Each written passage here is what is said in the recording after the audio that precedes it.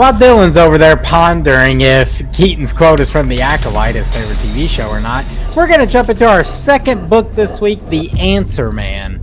The Answer Man follows the life story of Phil Parker, who in his early 20s encounters a mysterious man under a red umbrella simply called The Answer Man. For a price, he will give you the answer to any question you ask, but do you really want to know the answers? So, gentlemen, we're going to be ranking our stories next week. Spoiler alert for what's next. But, dude, I feel confident in saying that this is my favorite in the entire collection.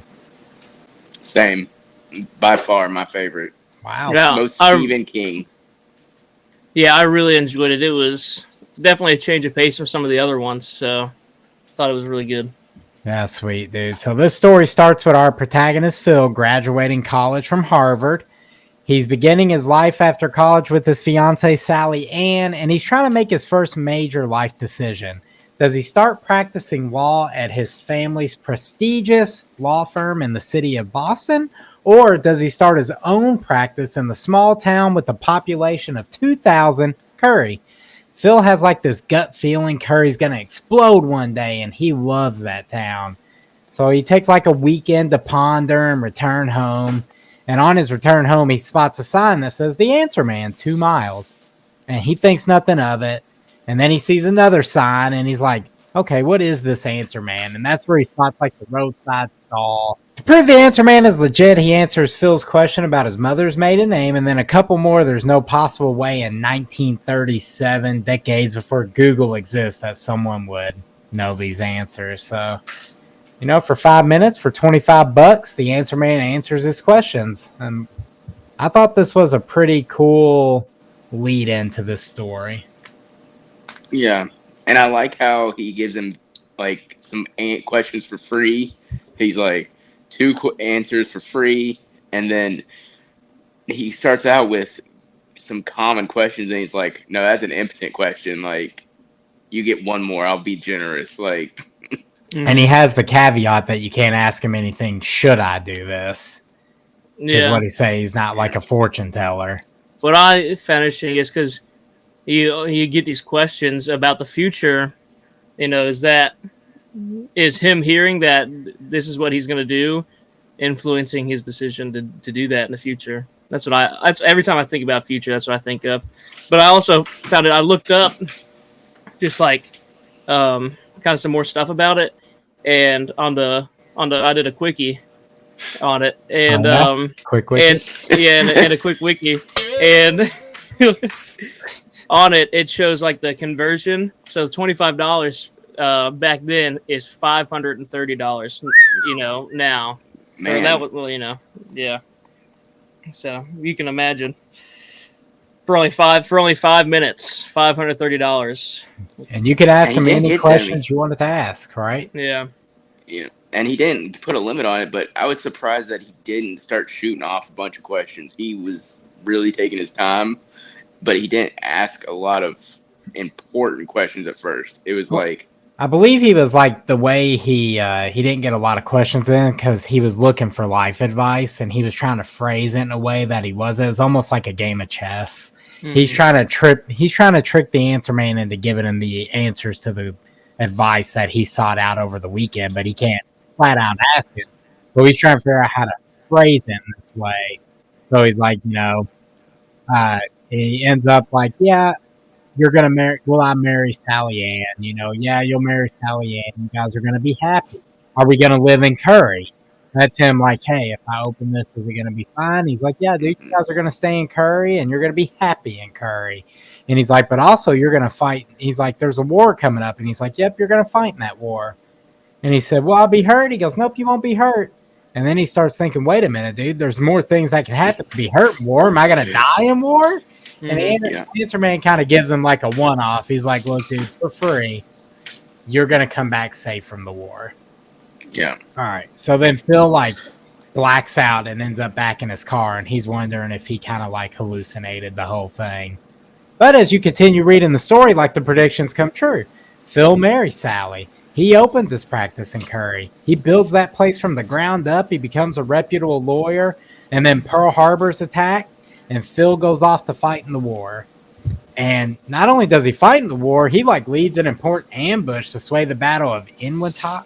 I know I butchered that voice. Yeah, honestly, that's how I read it too. Yeah, and he received the Medal of Honor, making him a war hero. So he comes back from the war and he meets his 3-year-old son Jacob. So that's cool. My man was away at war for 3 years. He comes back, boom, kid. I couldn't imagine being away from, I don't have any kids, but for you, those of you that do, being away from your kid for 3 years in their like most formative years too. Yeah. It's just and he volunteered, so it's not like he was forced to go. And naturally, his 3-year-old son's like apprehensive. He's like, "Who's this stranger?" Because I've just been living with mom for 3 years. You know what I mean? Like they don't have cell phones. Oh, Phil isn't calling Jacob every weeknight. Like, "What up, buddy? I'm over in Japan." Nah, he's just he shows up. He's got a stranger in his life, and then they kind of start bonding over like rolling a ball together, and then you kind of see like Jacob grows up. And they bond over baseball. And when Jacob's older, they end up at a Red Sox game, which I thought was really cool. I have memories of going to baseball games when I was younger. I played Little League in elementary school. I enjoyed the game of baseball when I was a kid. Most kids do. But Jacob tells Phil and his grandpa, he's like, one day I'm going to go pro. I'm going to be on that field. I'm going to be a Red Sox player.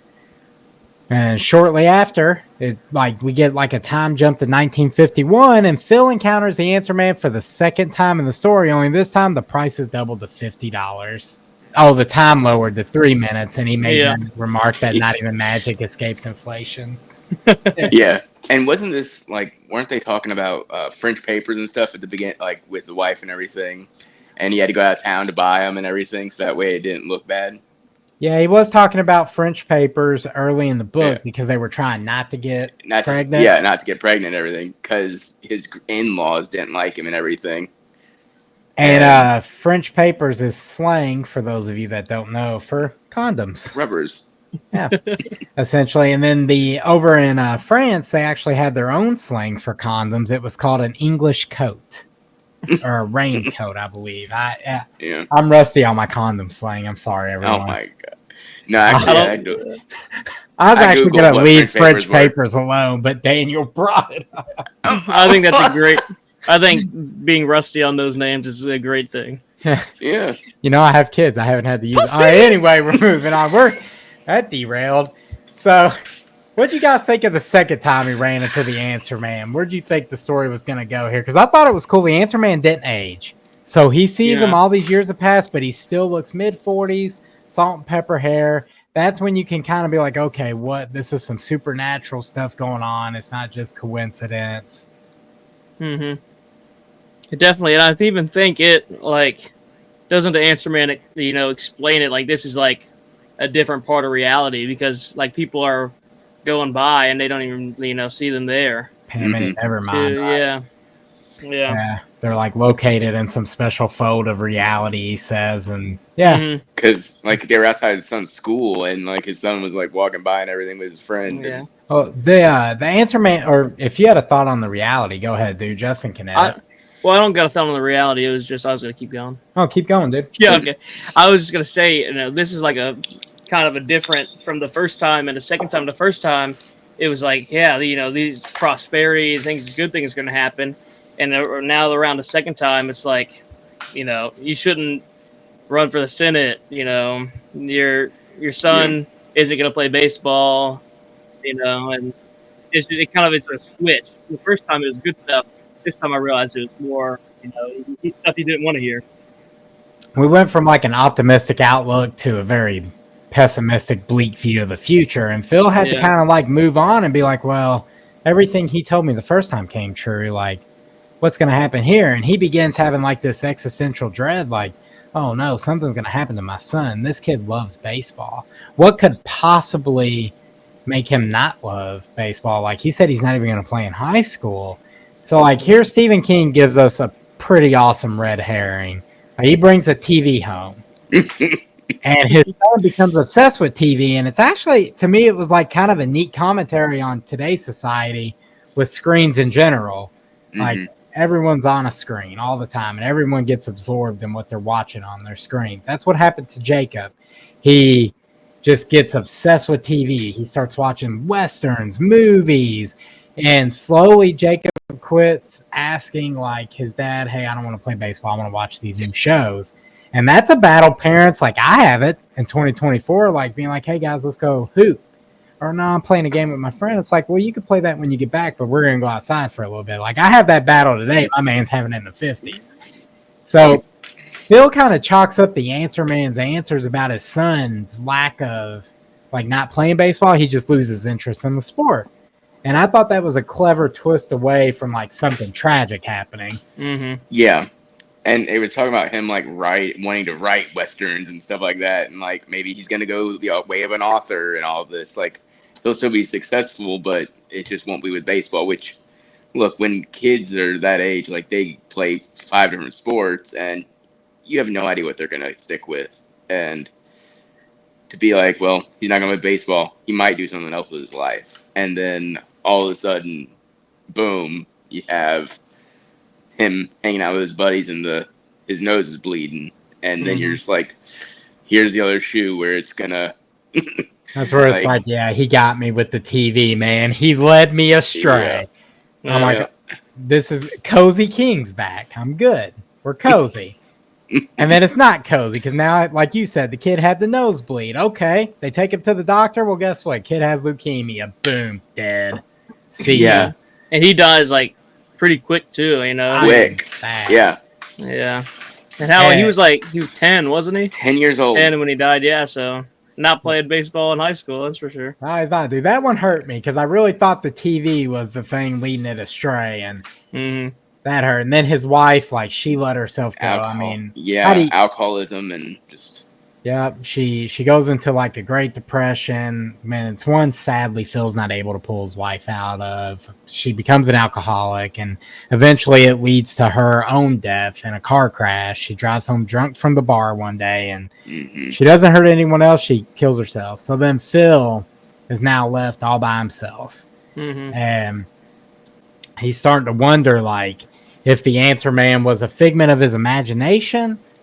And he starts to live this life where he's just like a shadow of who he used to be. He's just going through the motions. He's empty. He's alone. And he doesn't have like any real reason to live beyond just living. And I mean, he still works at his law office, but barely because of Marie, who's his secretary and all of this. But yeah, like other than that, he has nothing to live for. And then he gets his dog, Frank. Yep, he gets his dog, Frank. They have him for a bit, and you're like, man, okay, this guy might catch a break finally. And what got me was when he goes out into that field where the Answer Man had been on that stretch of road on Road 11 or whatever it was, and he can't find him, and he starts yelling for him. He does. And because he's in this desperation, like... I believe the third and final act of the story is like some of the best writing in the entire book. Because he encounters that burn victim who she's going after like a major development company because they put faulty wiring in her home, and it led to her being disfigured severely, the death of her husband and 5 children. And you have this tragedy, but King kind of puts that little humor in there. She's like, I want $1 million for each kid. They can have my husband for free. Because he didn't wake up to save him. Like, he just went to sleep. Yeah. So, like, dang.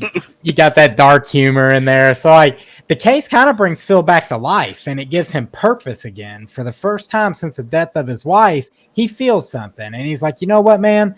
I'm not backing down. Like, this is going to be small-town country lawyer battling this mega corporation.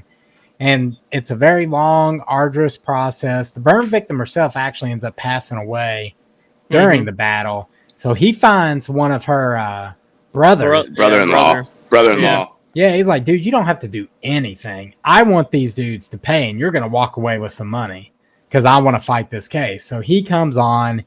They battle the case, and he ends up winning the case for $7.4 million and splitting the money with her brother-in-law. I love that the brother-in-law was like, going to take him. He's like, no, I want all of it. And he's like, yeah, buddy, you're going to spend $7.4 million to get nothing. Like, yeah. I'm going to take you to bro, I just beat mega corporations. You really want to do this? That's where we want to go? The equivalent to the 7.4 million back then is 58,059,000 today. Yeah, so small town Phil did all right for himself. Yeah, he did. Yeah. So what I thought was really cool is he hangs a picture of Christina and he puts a phrase under it. Always remember others have it worse. And Phil lives the rest of his days in anguish and grief over his family, but instead of like just wallowing in that, he turns to a life of helping others in need. Like you see him volunteering in soup kitchens, animal shelters. And there's a quote in there like, scars are proof that wounds heal. You bear the scar, but the wound becomes easier to carry over time. And Phil kind of carries that with him through the end of the story. It's not the most cozy King, but I really like it. I like the way that Phil kind of bounced back from maybe the most awful thing that could happen. Yeah. And I loved the ending. The ending was absolutely perfect because the very end, like I said, he had gone at one point in his life in that third act, and he couldn't find him. He was just yelling into the snow, basically, like yelling into his field. Then he finds him again when he's like 85 or like it was like something like that. And his dog had just died too, and he had to bury the dog.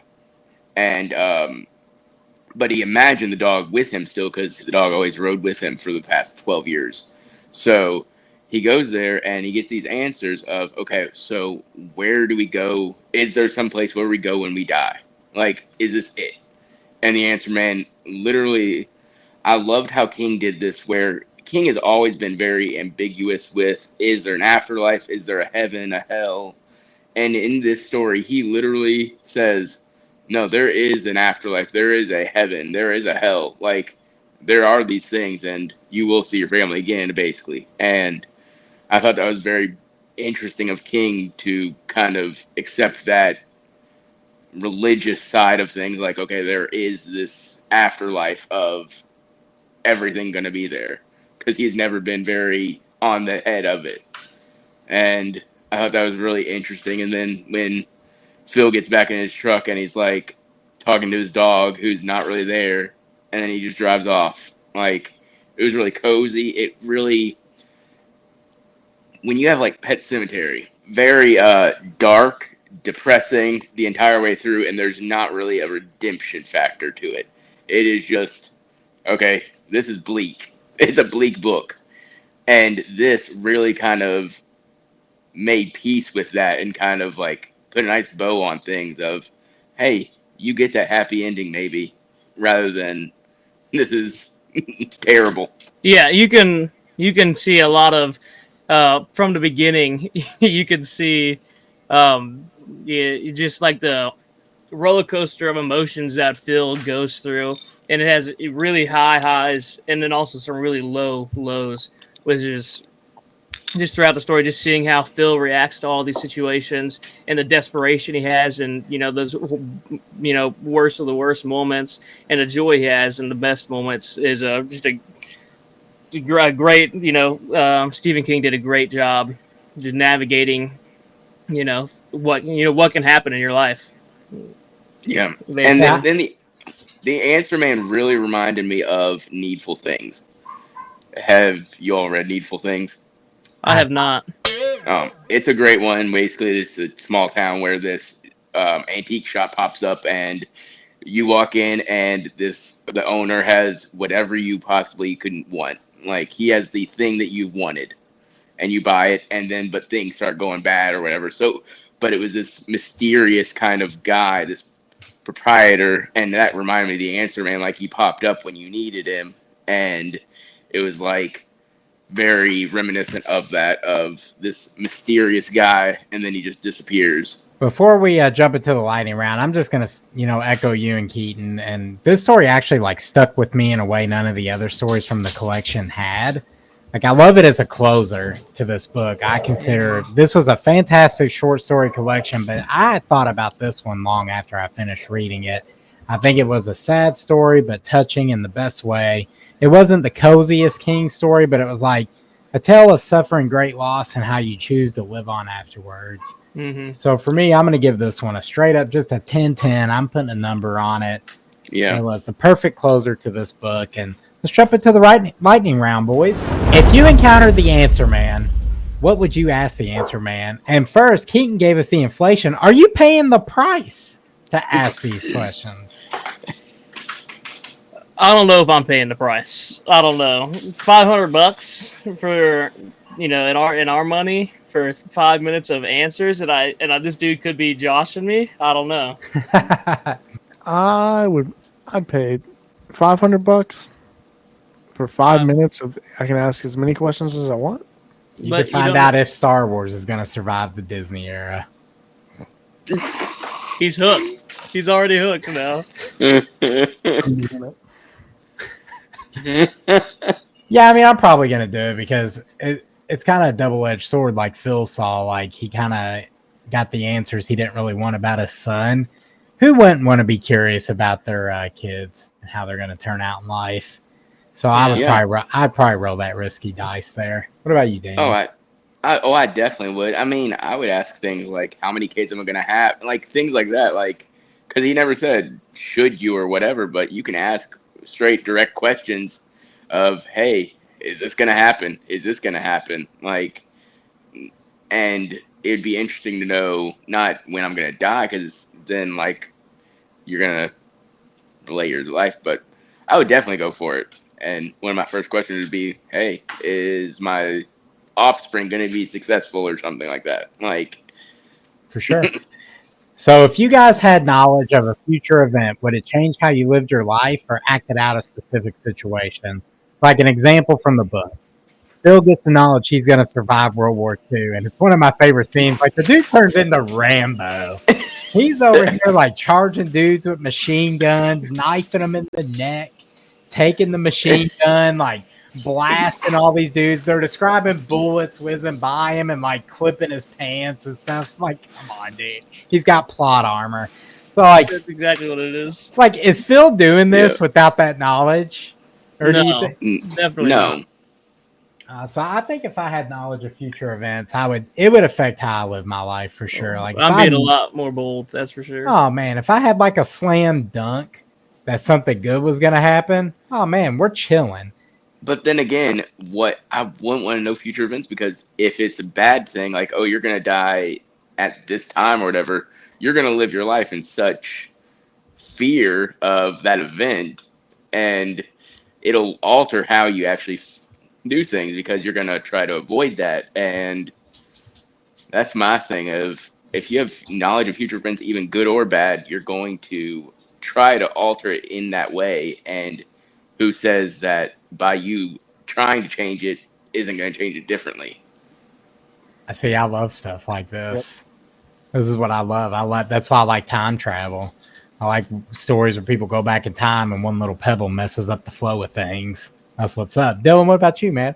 Yeah, I mean, I definitely agree with Daniel. Like, the paradox of time travel is crazy to me, and something I've never been able to really wrap my head around, because it's like, like kind of like what he was saying. Like, if you know what's going to happen, who says that in that timeline you already weren't going to know what was going to happen before the events that you saw were happening, and in your attempt to try to stop that, that's what caused the event to happen in the first place.